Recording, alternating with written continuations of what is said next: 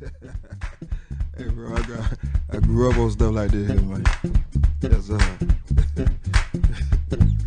La, la, la, la, la. Show me the la, la, la, la, la. Show me the la, la, show me the you've been better than I've been. You've been better than I've been.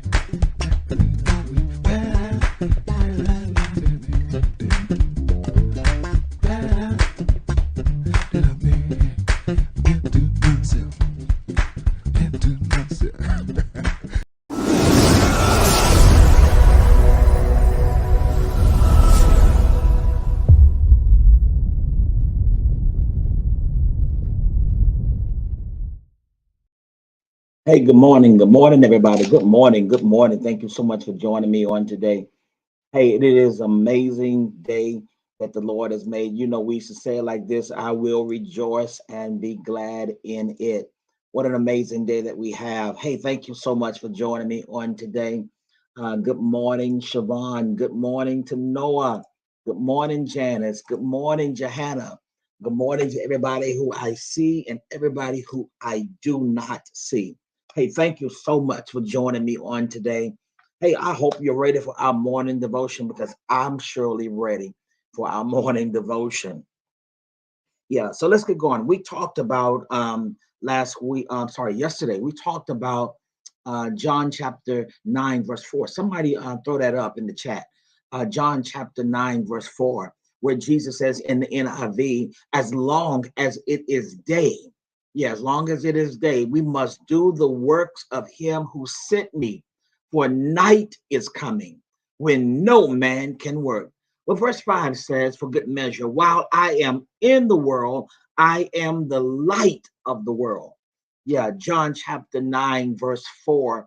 And we read 5 for good measure. John chapter 9, verse 4, and we read 5 for good measure. I want to say this because I think it is so amazing that there are some dangers in complacency that can lead us to being comatose. I don't know if y'all know what that word is. Yeah, but there are some dangers in being complacent that lead you to being comatose. That word comatose means it's a deep sense of unconsciousness for a prolonged period of time. In other words, you don't have a clue of what's going on around you because you have been placed to sleep for so long that you are now not operating in your purpose, that you have moved from being comfortable to being completely unaware. Yeah. And so complacency is a feeling of calm satisfaction with our own ability and our own situation that prevents us from trying even harder. Yo, that's so good. Let me say that again. Complacency, yeah, is a feeling of calm satisfaction with our own ability and our own situation that prevents us from even trying harder. I love what Tanoa said. She says complacency creates blindness because you can't see. Yeah, yeah. It makes us unaware of our failures. Complacency makes us unaware of our failures, our faults, places where we may be weak. And so we don't have, so what it does is gives us a false sense of confidence. Yeah, it gives us a false sense of confidence. And we don't critique ourselves like we should. I'm not talking about critiquing yourselves in such a bad way to lower your self-esteem. I'm not, no, that's condemnation. We're not talking about condemning yourself. What we're talking about is critiquing yourself because sometimes before anybody else should critique you, sometimes you ought to critique yourself. Yeah, sometimes we say it like this, sometimes you ought to check yourself. Yeah, but Revelations chapter 3, verse 14 through 22. Somebody put that up. Revelations chapter 3, verse 14 through 22 says talks about where the letter talks about where the letter is a letter to the church of Laodicea, where Christ told them that they were lukewarm. Christ told them that they were lukewarm. Yeah, and so lukewarm and complacency, even though it's a little different, but lukewarm is a spiritual condition. Lukewarm is a spiritual condition. Yeah, lukewarm is another term for being complacent. Let me say that again. Being lukewarm is another term for being complacent. But complacency is not contentment. Yeah, whenever we are content, we still find joy in things. Yeah, we find joy in walking with God. Yeah, we're content with walking with God. The joy we find. But when we are complacent, we stop walking with God altogether because you become so in the negative sense that you feel like I have nothing else to accomplish. I've got nothing else to prove. Yeah, not being too confident nor too cocky. I think we can become too confident and too cocky. You know, too confident, too cocky. I'm good. I'm in a place in my life where I don't push myself hard as I should anymore. Things are looking good for me. But we have to be careful that we do not become too content or too confident or cocky. Yeah, because whenever you become too cocky, you feel like you've arrived at a place, but you don't even know the place you've arrived at. There should always be a push to do better. There should be always be a push to work and to do more when it comes to the place of walking with God. We should always have that thrust or that push. Yeah. And so we what we end up doing is viewing ourselves higher than what God determines to be true. We view our own selves higher than what God determines to be true. And we may see ourselves spiritually in a spiritual state that we're really not in. Some people think that they have spiritually arrived when you are actually spiritually a baby. Yeah, yeah. I want to put this, I want to say this, and I pray many of you can receive this. But there are dormant areas of our lives that need to be reborn. Yeah, yeah. There are dormant areas of our lives that need to be reborn. Yeah, we got to be willing to put the work in and the time in to be in tune with God. You can't just put the work and the time in being in tune with God on your way to your job while you're just in the car. Did you get up a little earlier? Sometimes you have to get up a little earlier, or sometimes you have to go to bed a little later because you want to be in tune. Sometimes you have to cut all types of technology off just to be in tune with God. What is God saying for your life this season? How many Easter services have you been to already? And what has changed about your life? You ought to get a revelation this year. In 2022 of this year, in the next several days, you ought to have a new revelation that changes your life and your perspective about Easter, Resurrection Sunday morning. So we need to be asking God to those dormant areas of our life need to be reborn. And so we have to stop chewing on baby food. We have to stop chewing on baby food. Got to stop chewing on baby food. Yeah, nothing wrong with going to the basics and being basic. But sometimes we have to elevate and elevate our thinking and step up to do the work. We got to step up. We got to step up. But here's another thing I want to show. I want to talk to you about is that we live in an attitude of self-sufficiency. That's a danger where we live in a attitude of self-sufficiency. Yeah, thank you, Kim. Kim says by the transformation of the mind. Paul said by the renewing of your mind. Yeah, that you may be able to determine. We can't determine anything because our mind has not been renewed. Lord, help us renew our mind. Yeah, and so we live in an area of an attitude of self-sufficiency. I can handle it. I can handle whatever life brings me. It's good to have that attitude. It really challenges us to be more confident, but some things ought to challenge you to do better. You ought to be challenged to do better and go further than you've ever gone. But again, too often we're trusting in our own abilities. We're not factoring God into it. And we got to realize that everything we say and do has got to still point back to God. And so, lastly, we become satisfied with our spiritual awareness. Okay, I'm sorry. We become satisfied without a real spiritual awareness. Jesus saved us, but we don't understand our desired life with him. Our faith is about who gets to go to heaven when they die. We live like forgiveness of sin is a one-time transaction. But sometimes daily you have to have a confession. Lord, I failed. God, I missed the mark. We have to have a daily confession. Yes, Jesus died, and we do have grace. Yeah, but we have to continually be mindful of that. That a daily thing that we have to continue to pray. We have to continue to repent daily to not lose our spiritual balance.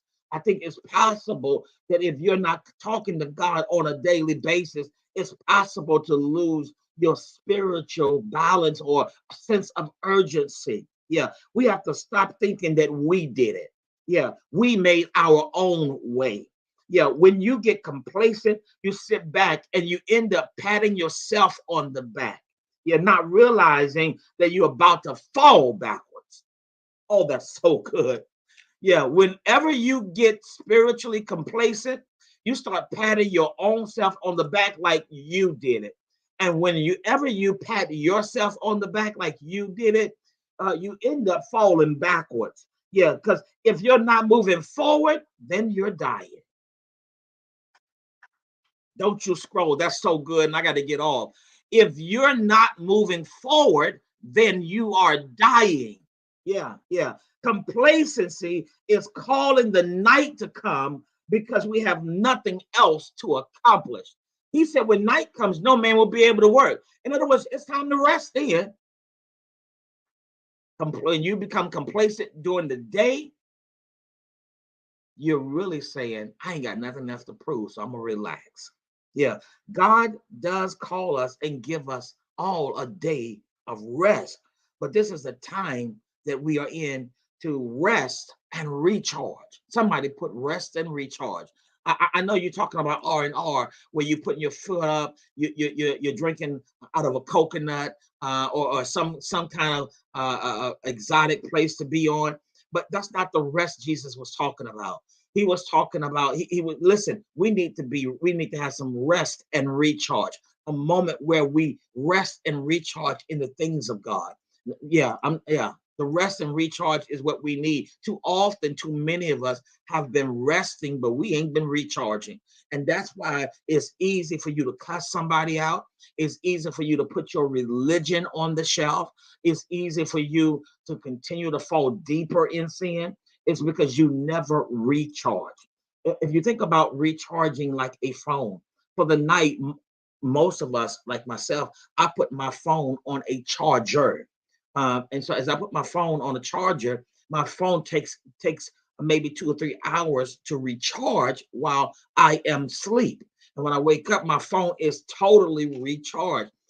And so there are moments that I have forgotten to put my phone on the charger and woke up and my phone was red and was blinking, saying 20% ready to go out. Because I forgot to put it on the charger. Too many of us are like that. We forget that we need God. We don't read our word. We don't pray. We don't assemble ourselves with other believers. And we are literally walking around on 5%, ready to shut down. That's why you can cuss folk out, because your battery is low. Yeah, I don't need to be charged. Listen, I'm in a place with God. We all need to be recharged. We all need a fresh encounter with God. We all need, just like every morning, new mercy we get new mercy because the old mercy can't last until today. We need new mercy.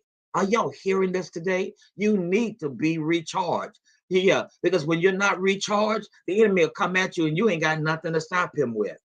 And so God calls us to be recharged, but no matter where we are on the mountain of life that we are climbing, yeah, yeah, we have to keep climbing. You got to keep climbing. Can you imagine being on the side of a mountain and becoming complacent? You're literally dangling off of a cliff and you become complacent. eventually you're going to fall off and it's going to be the end of you. Yeah. And if that's the case, you're going to fall off and there's nothing nobody can do to help you. So there's nothing about our path or purpose that lends itself to complacency.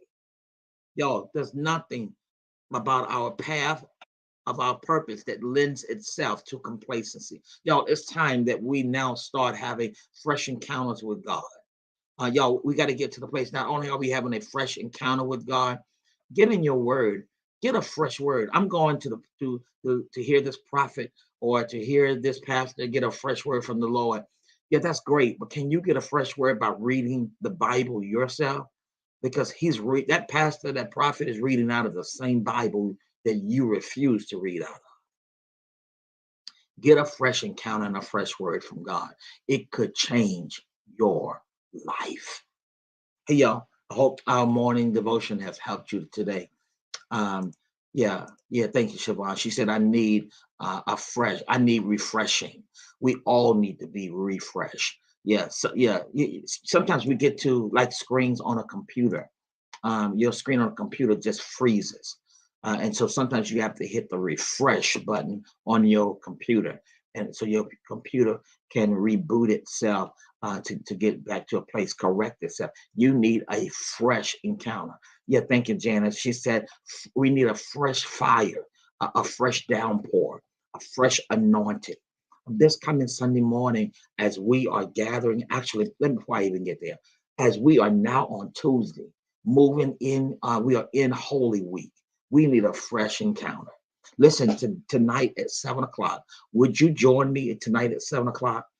I believe that there's a people that will come together that are hungry, that thirsting for a fresh move of God.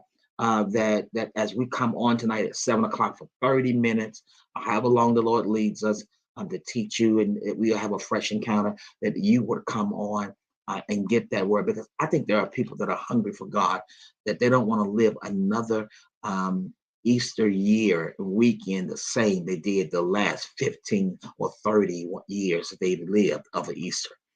Could this be the year that everything changes? Could this be the Easter week that everything changes? It changed for Jesus. He went to Calvary. It changed for the disciples because they benefited, and it's still changing for us because we collectively still benefit from what Christ did over 2,000 years ago. Hey, this could be the week that everything changes in your life for the good. You got to push harder because greater and better is on the horizon for you. For those of you that will receive this, I pray a fresh encounter you have. I pray you have a fresh encounter with God. I pray you have a reset this week. I pray you have such a reset this week that changes your entire life. All right. Hey, y'all, join me tonight, 7 o'clock. I need you to press in it tonight at 7 o'clock. Yeah, it's not going to be that long. Press in tonight at 7 o'clock. And I pray that the word will bless you. All right. Have an amazing day. I can't wait to see you tonight at 7. Bye-bye.